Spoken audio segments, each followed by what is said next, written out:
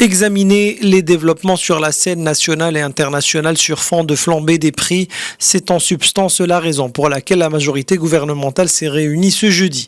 En leur prise de parole respective, les responsables des trois formations qui composent le gouvernement se sont intéressés plus particulièrement aux répercussions des changements internes et externes sur la situation économique et sociale du pays. Lors de cette réunion de la majorité, nous avons discuté des programmes gouvernementaux qui concernent le citoyen. Nous avons aussi parlé de l'inflation. Nous avons expliqué ses raisons. Comme vous savez, l'agriculture souffre d'un grand manque de pluie. Elle souffre aussi de la hausse des prix des semences, des produits phytosanitaires et de l'azote. Mais après nos réunions avec les agriculteurs, les prix ont été revus à leur niveau normal. Le président du RNI n'a pas manqué de rappeler que le gouvernement se penche en ce moment sur plusieurs projets dans le volet de la justice, notamment le code de la famille et le code pénal. Aziz Akhnouch a également évoqué la problématique de l'eau et a affirmé que le gouvernement essaye de trouver des solutions comme la mise en place de plusieurs projets de dessalement de l'eau. Ses partenaires de la majorité réaffirment leur union et promettent de tenir leurs engagements.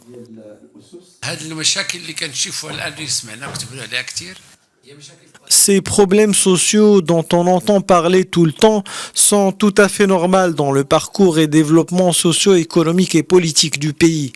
Et nous, en tant que majorité, nous allons faire face à ces problèmes-là grâce à notre unicité, nos accords et nos engagements gouvernementaux. Et nous assumerons toute notre responsabilité jusqu'à ce que le peuple et le roi soient satisfaits de nos efforts.